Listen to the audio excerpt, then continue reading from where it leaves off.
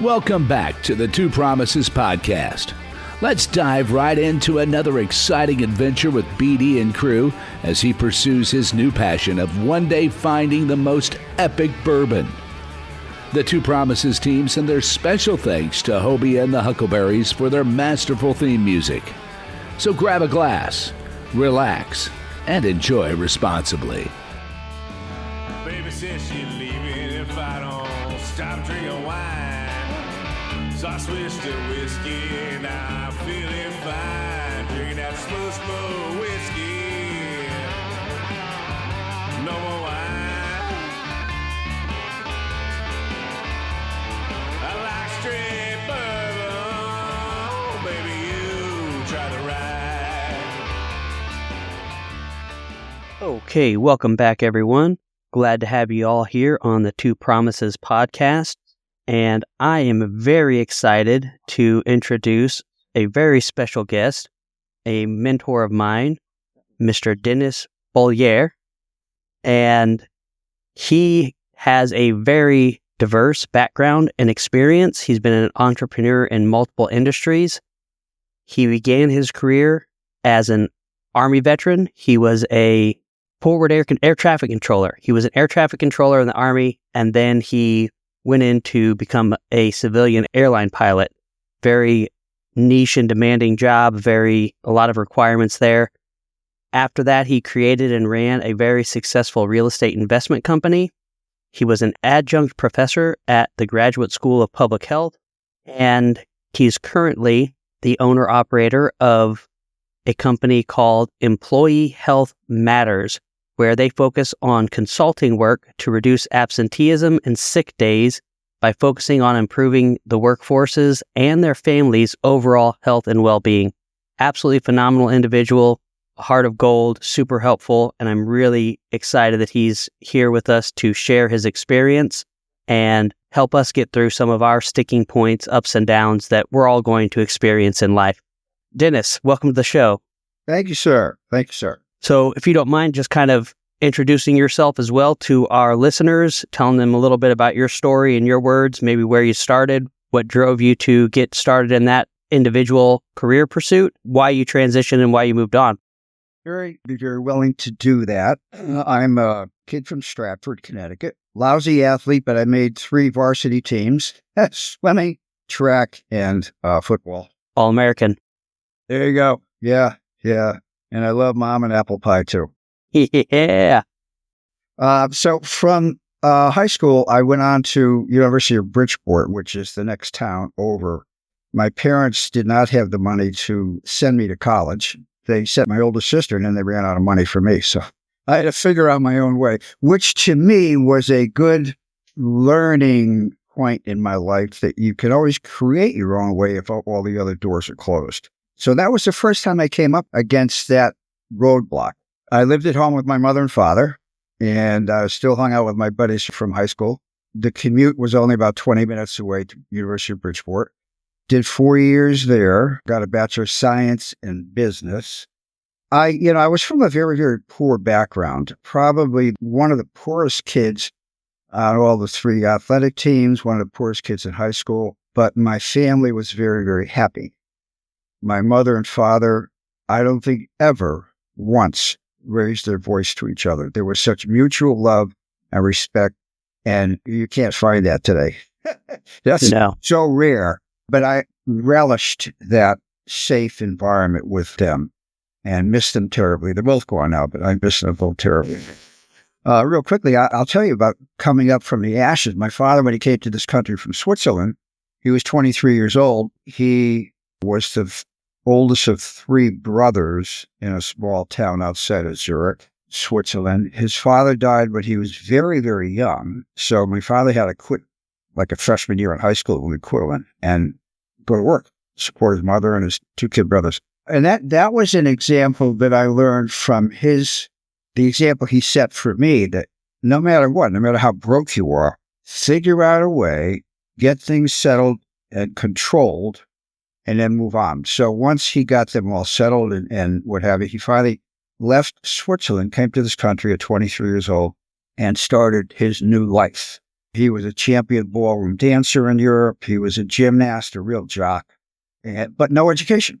So here he is in Stratford, Connecticut, married to my mom, my older sister. I come along, and I noticed every once in a while, I would say to my mother, "What's that big black car outside?" Now, I didn't know it was the mafia or what, because I was old enough to start watching that sort of stuff on TV.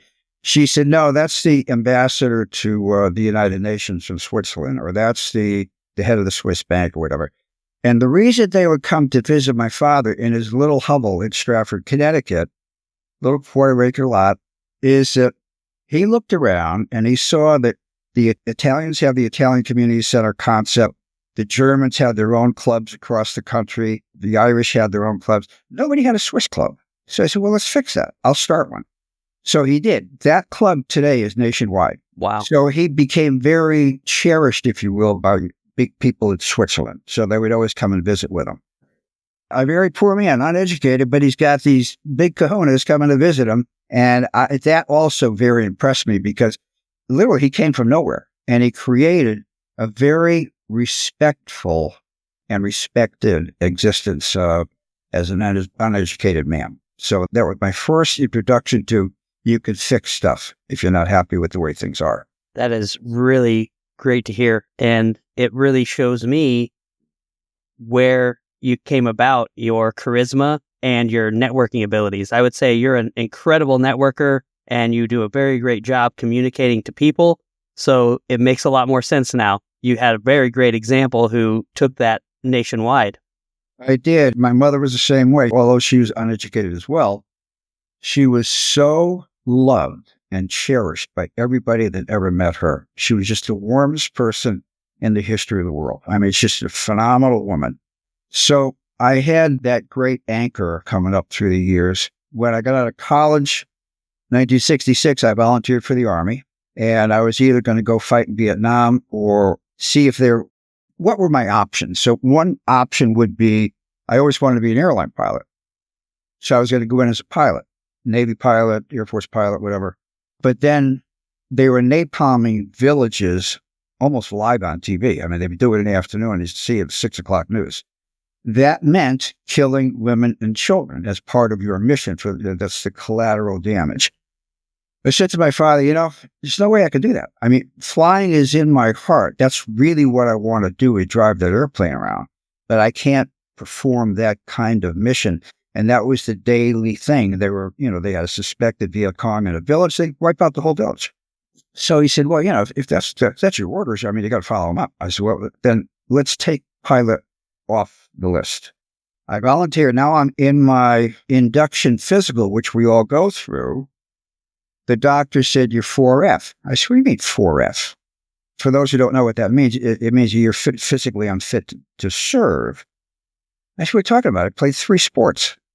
He said, well, you got the worst feet I've ever seen. You got absolutely flat feet, caved in arches, and I was born that way. It's kind of a little bit of a birth defect. I mean, the average person wouldn't notice it looking at my feet, but he said, holy cow, I've never seen feet this bad. He said, you cannot do a 25-mile forced march with an 80-pound pack and a weapon, all that sort of stuff. You're going to absolutely ruin your posture, your knees, everything. And more than likely, the first thing that's going to happen is your feet. If they don't happen right away, you're going to have very bad feet when you're later in life. Well, now, so I said to him, now, I don't want you to put it down. I'm going to serve. He said, this is war. What's the matter with you? Guys are shooting themselves in the foot, saying there's a hunting accident. They're going to Canada. They're running away, burning their draft cards. I said, my father served. I'm going to serve. No matter what you say, I will find a way to stand up for my flag. So he said, that's your call. So I did serve. I was talking to a recruiter in the Army. When you take an induction physical, that doesn't mean the next morning you ship off. You wait until an assignment is given to you.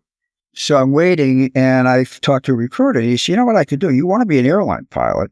He said, I can get you into an air traffic control school in the Air Force in Biloxi, Mississippi. I mean, you've committed now to the Army, but the Air Force trains Air Force, Marines, Navy, and Army guys at Keesler Air Force Base, because Vietnam was exploding in numbers, and we couldn't get air traffic controllers fast enough. So that school I went to was 24 hours a day, 3 shifts. So I said, that would be right up my alley as an airline pilot. And if I get called to active duty, fine. So I did that. And that was the Army part of my life. That was 6 years of weekend drills and 2 weeks in the summertime away at camp and whatever. Then I began to feel very guilty that that's all that I did for my country. I didn't serve. I didn't fight. My life was never challenged. Well, except once I got mugged in the Army, but fought my way out of it. Do you want to share that story? Sure. All right. Sure. Brad, you'll appreciate this. Everybody remembers their kindergarten teacher and their drill sergeant, their names. So I had Mrs. Marcinson in kindergarten, and I'm going on 81, so I still remember her, and Sergeant Landry in basic training. So what that was all about was because I was the oldest, I was 23. All the other poor guys, they were all draftees. They had no choice what they were going to do. They're going to Vietnam. I was like the grandfather of the whole group. They're all 18 years old, and I'm 23. The only guy with a college degree. So Landry said to me, come here. He said, you're going to be my platoon guide, first platoon. He said, 240 guys, 4 platoons, 60 guys each. You're the first guy, and you're going to march everywhere and run everywhere and force march everywhere right next to me. You cannot lay back. And if you do, I'm going to kill you. So, that's when they used to be able to talk really tough to you. But anyway, I was platoon guide, first platoon. I was threatened by a couple of guys that I had to push a little harder than I would have liked to. One guy was, name was Corliss. I still remember the guy. Big guy, 18 years old, farmer, Arkansas. And this drill sergeant had me ride this guy's tail a lot. And I said, Sarge, he's got to kick the crap out of me one of these days. He said, deal with it. Figure your way out of it. You're the leader. Okay. So Corliss said to me one day, he said, you better sleep with one eye open. I said, okay. That's all I needed, because that meant he's going to sneak up on me. And, I'll never know what hit me. Mm-hmm. We have what's called an entrenching tool. It's a shovel with a very sharp pointed blade, and it folds back up to its handle. So I had that under my sheet. The first night he came over to me, and he said, Bollier, and he's already got this, he's wound up. He's going to hit me. He just wanted me to know who hit me. So I took a swing with the entrenching tool. And I'm glad I missed him, but it would have been a very devastating blow to him. Now he realizes this little guy is a maniac. I better be careful of him. So that was the story with me and Corliss. I did the 6 years in the reserves. Meanwhile, I got hired. I started flying back and forth to South America to build hours to fly for an airline. And we had a horrible incident. There was one airplane, big, huge C-46. If you know what a DC-3 is, the C-46 is 4 times bigger. We were flying baby chicks and sheep to the 3 Guyanas, British, French, and Dutch Guyana in South America. And then coming back, we were bringing back tropical fish in these styrofoam boxes and bags of water. There were only 2 co-pilots and 2 captains. I was a co-pilot, and there was one trip they couldn't get a hold of me because I had just gotten hired by the largest regional carrier in the country as a co-pilot. So I was off training, and I didn't get a chance to call them yet. This thing happened. They wanted me to report for training the next day. So they were leaving messages for me on my on my voicemail in West Palm Beach where I lived, and I was over in Sarasota training. I got back, and there's all these messages from Kimex was the name of the company, Kimex. Where are you?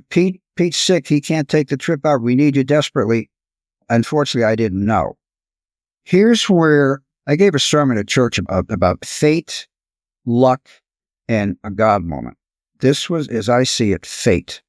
Pete took the trip out because he couldn't get a hold of me, but he was sick. That plane crashed in the jungle. Wow. They just about got up to altitude, and then they lost an engine, and they were way overweight. Wow. That kind of flying back in the 60s, they had very few rules. In Africa, South America, Central America, you just, load the plane up as much as you can and hope at the end of the runway you can get airborne. And then you got weather conditions, I'm sure, over mountains and different terrains. And Yeah. So, I mean, I loved it because it was very, very challenging. But anyway, the plane crashed in the jungle, and he lived through the crash, but he died on a gurney in an emergency room, some jungle hospital. Wow. So, but that's fate. That would have been me because it was my trip to take out. Who knows? How do you figure that out? I can't say that was luck because luck killed somebody else instead of me. I don't see that as being lucky. Understood. It's just the way fate worked. I did get hired by Eastern Airlines. They're no longer around, but very, very large regional carrier, primarily in the East. And the captain who hired me, I still remember his name, Captain Young. He said, Dennis, it does my heart good to see a guy like you because you paid your dues. You had no way out other than paying your dues, learning how to fly, paying all your flight time, and flying cargo to South America for free just to build hours. I mean, you really, really done it all on your own. You created your path.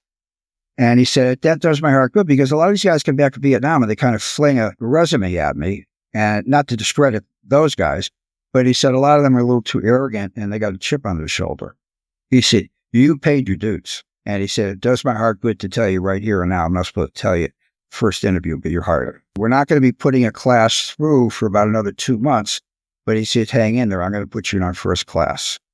Usually a flight class for an airline is, 20, 30 guys. A month later, his secretary calls me. She said, our Captain Young feels terrible about what I have to tell you, but you've been taken out of the class because Frank Borman just came out of the astronaut program and is now our vice president of flight operations. And he has put out a directive to all the chief pilots. Nobody gets hired with Eastern Airlines unless they flew in Vietnam. So he said, there's a few guys like you. I had to take you guys out of the classes. You're not going to fly for Eastern, period. Full stop. Then right after that, I got hired by TWA. They're also closed, shut down now. But they were the world carrier along with Pan Am. They flew me out to Kansas City for the interview as a pilot. I opened the door to go for my interview, and the guy, the head of HR, looked exactly like me. I thought I was looking in a mirror. So he looks at me, I look at him, holy cow, this is odd. And he was a very, very nice guy. We had a wonderful instant rapport, very comfortable to talk with. After seeing my logbooks and my flight experience, whatever, he said basically the same things that Captain Young said to me. I'm really happy to tell you, I'm not supposed to tell you right now, but you're hired. And our first class will be in about 2 or 3 months. Okay, fine. He called me himself about a month and a half later. He said, Dennis, I got the worst news for you. Man. We just got hit with, I think it's called an affirmative action suit, where we have no blacks, no Hispanics, and no female pilots. We're canceling all white guys out of the whole program. Okay. Everybody's gone.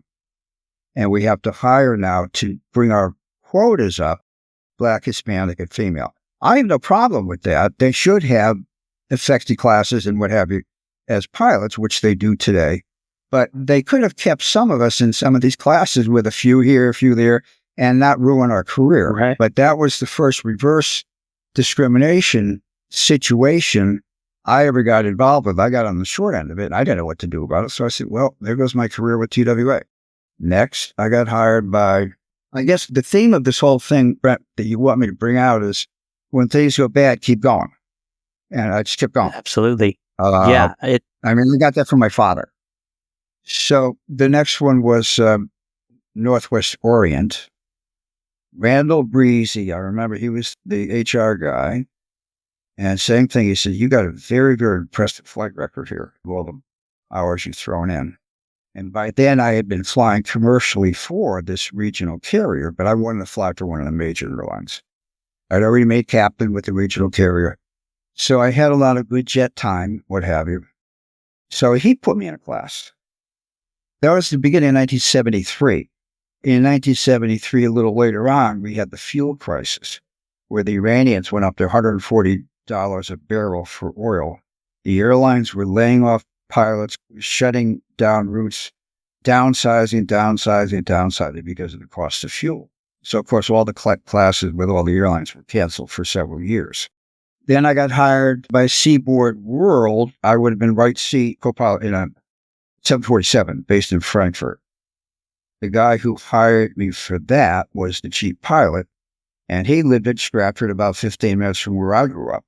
So I went to see him. He and I had a mutual friend from Stratford. He's come on over to see me one of these days. He just give me a heads up. Usually Saturdays, I'm washing the car in the driveway.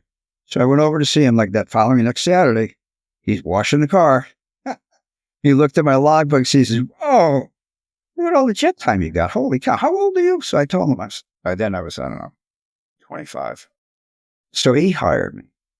And not long after that, Seaboard World was bought out by another airline. He didn't know that was coming. That was at the board of directors level and Right. money people, organizers and that. So, well, this class got canceled because the combined airline downsized tremendously. And there was one other, I mean, I could go on with this. There was one other airline, but, I said, maybe God doesn't want me to be an airline pilot. Something. It sounds like a lot of this occurred over a fairly condensed time frame. So about 2-3 years, it sounds like? Yeah, maybe 4. Yep. 4. Okay. Yeah. Did you have a family during this time, or were you No. a lone wolf? Unfortunately, I had 3 very, very long romances, about 5 years each. The first woman I was madly in love with, but I was cheating on her. I was an idiot. I was far too immature to marry this woman. And I realized that. So I finally said, I can't do this to you because I still have a lot of giddy up to go yet. It would not be fair to you. So I stood up like a man and I said, I can't do this. Next girl, lovely girl, but unfortunately hate to say this about her, not very intelligent. I'm thinking constantly, geopolitical stuff and politics and engineering. I'm always thinking, what's next? And I had no challenge intellectually with her whatsoever. I loved her dearly.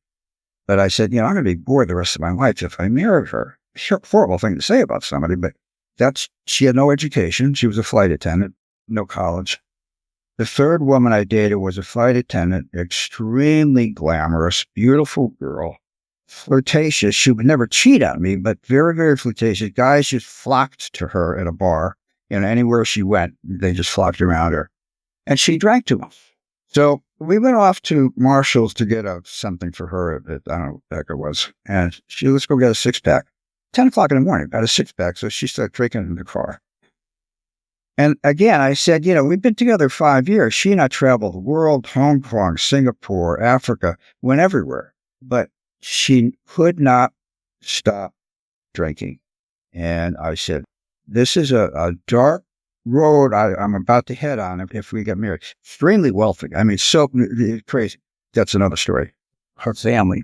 There was about 18 years right there between those 3 women. I had stayed single till I was, which I'll be getting to here in a moment, how that happened.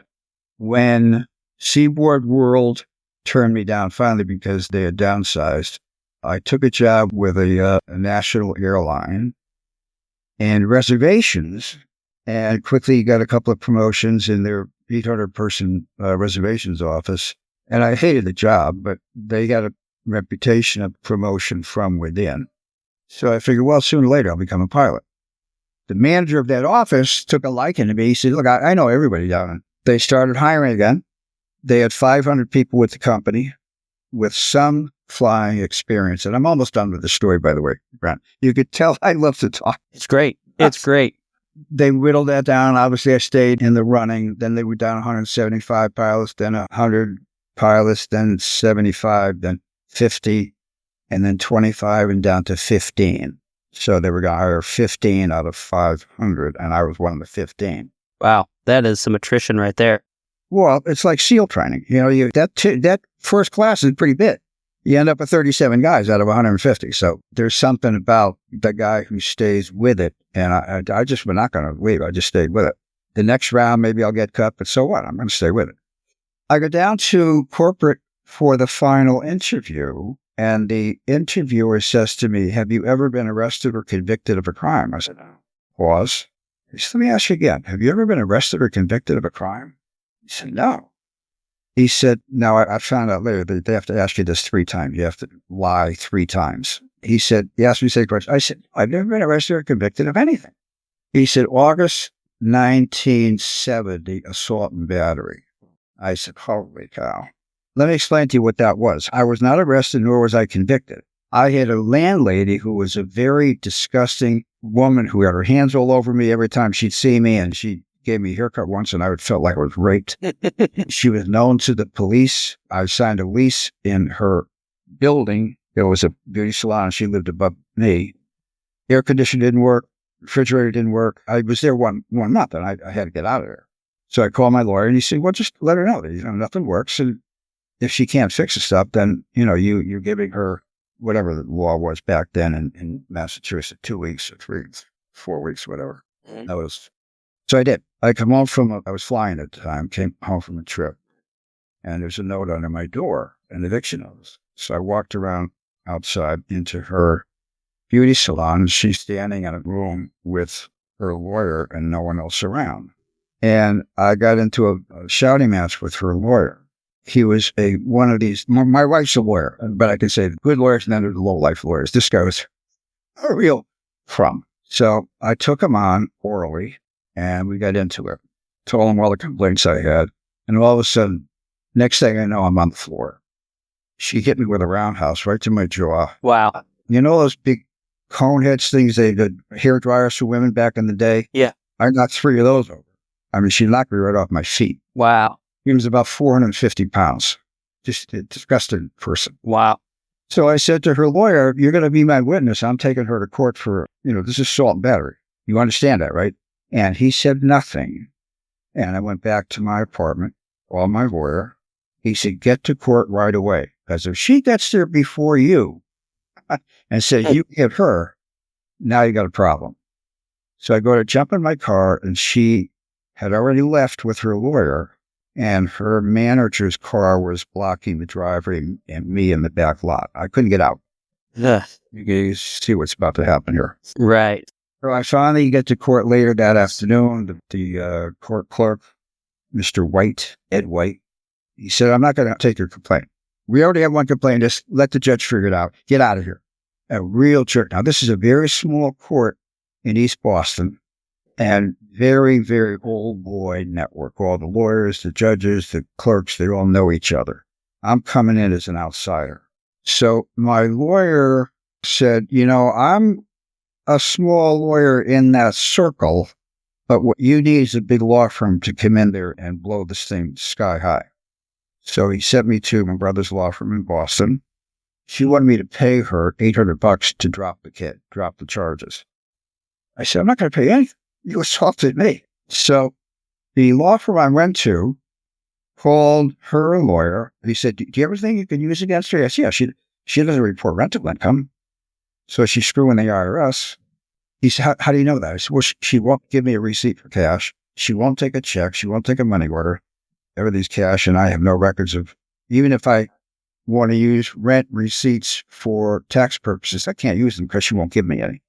He said, perfect. He calls her lawyer.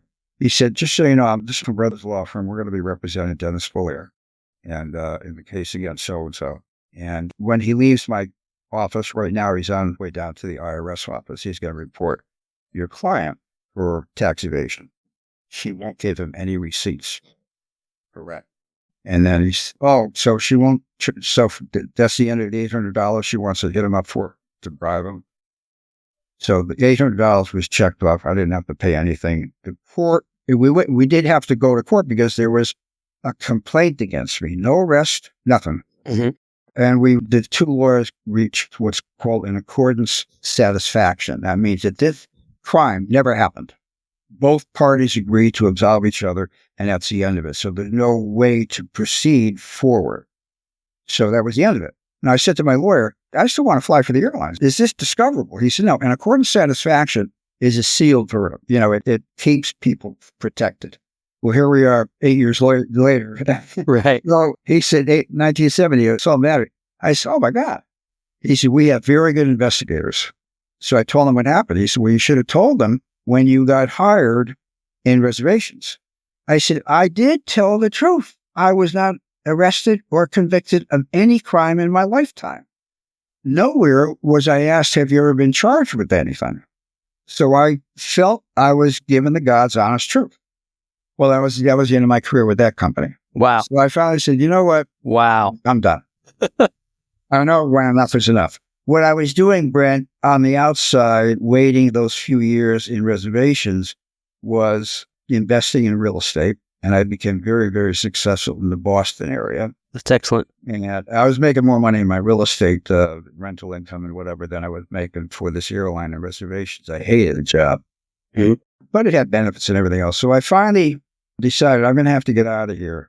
And we had for lack of a better term, Brent, a Nazi who, somebody I reported to. He hated Jews, blacks, Hispanics, gays. It was the most despicable man I've ever met in my life. And he worked his way somehow secretively up through the ranks of management with this company. And the people that reported to me as their superior were begging me for years, can't you do anything about him? Because they knew I was the only person that had the, to confront them. Right. So I confronted him a couple of times, and then they demoted me, then I got fired. So, in other words, shoot the messenger. So I said, I'm tired of being disappointed by influences outside of my life. Why don't I just create my own future, which is what I finally did with real estate. And I got myself up to about $7 million in real estate, 126 units. I was just about to buy another 110-unit building on the water in Swampscott, Mass. And then one day, I did a favor to a friend whose kid brother just got off the boat from Ireland. And I gave him a job driving my company van. Second day on the job, he gets broadsided, gets pushed up onto a sidewalk, and crushes a jogger up against the wall. Oh, no. First, they thought she was dead. Then they were going to cut off a leg. Then they saved it, but it's 4 inches shorter than the other leg.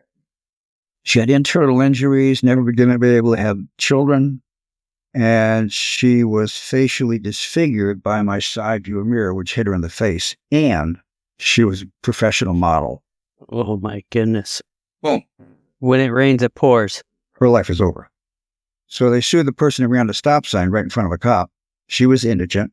It was my vehicle that actually hit the person, not that it was our fault, but my wife, when she got out of law school, she did insurance litigation. And she said what they do is they gather up all of the insurance documents they could find and see where there's some assets somewhere that they could go after. So they went after me. And I lost everything. Everything. Wow. That is absolutely wild. Thank you for joining us today on this curious roller coaster of life. If this is your stop, please exit peacefully. Enjoy the rest of your day. If you're ready for another one, just push play. Just a final note before you go, thank you. And thank you for feeling.